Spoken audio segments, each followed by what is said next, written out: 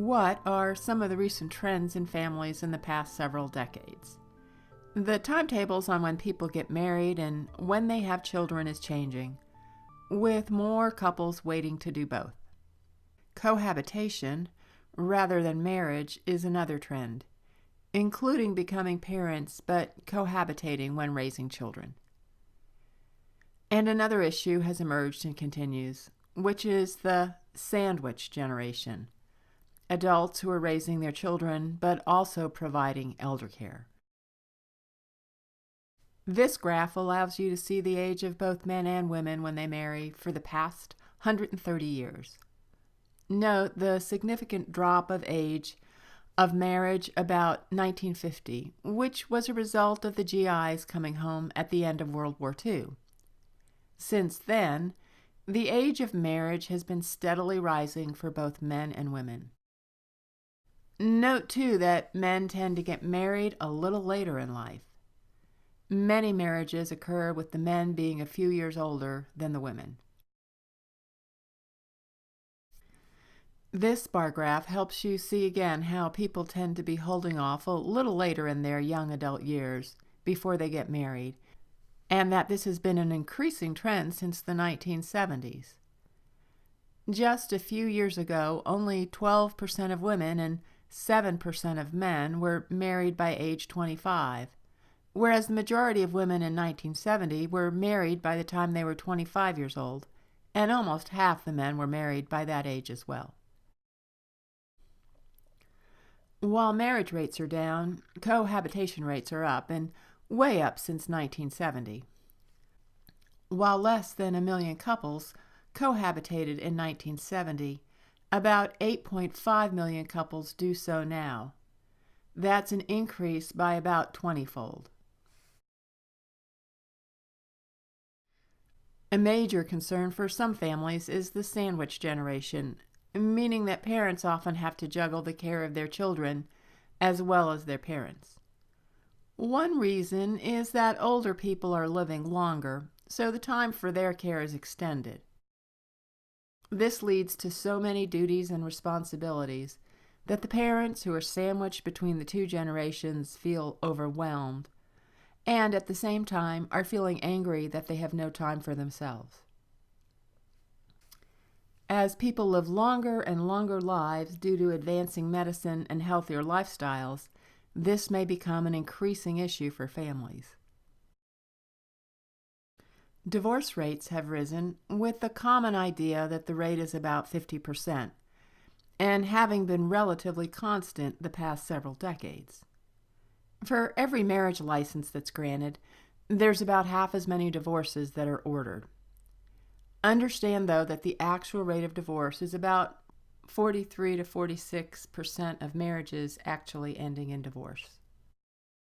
Race and ethnicity, as well as geographic location, have a bearing on the divorce rate. Our laws have to arrange for care and visitation by both parents and grandparents. And an emerging issue is not just marriage, but also remarriage. Where are the divorce rates the lowest and the highest? Nevada is known for granting quick and easy dissolutions with only a 6-week residency requirement and no cooling off period like other states. And that cooling off period refers to having to wait for a period of time after filing before the divorce can be granted. But why would there be such a difference between the states like Arkansas or Wyoming, with a rate over 4.5%, and states like Iowa with a rate under 2%, well under half the other two states? And this bar graph helps us understand the percentage of Americans that are divorced and who have not remarried according to race and how that has changed over a 45-year period. We also know that marriage that occurs outside one's own racial ethnic group have higher divorce rates. The most likely interracial marriage to end is those between African American men and white women, and the lowest rate of divorce between interracial couples is between Asian Americans and whites, and white men and African American women. We also know that the risk of divorce is lower if certain factors are present. If the couple have had some college or affiliated with a religion, their likelihood of divorce is lower. If their parents did not divorce, or if they waited until after they were over the age of 25, their likelihood is lower. If they waited to have a baby at least 7 months after they were married and their annual income is over $25,000, their likelihood is lower. There are concerns regarding what children experience when their parents divorce. Some psychologists state that children bear no emotional or psychological scars, while others state that a large number of children are negatively affected and that the effects can follow them for life.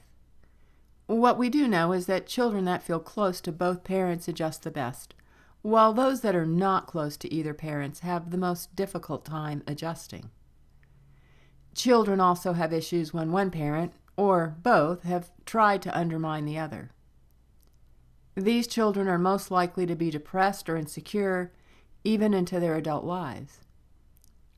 Children adjust the best if they experience little conflict, feel loved, live with a parent who is making a good adjustment, and have consistent routines. It also helps if their family has adequate money to meet its needs. Children also adjust better if a second adult can be counted on for support. And when the children of divorced parents grow up and marry, they are more likely to divorce than are adults who grew up in intact families.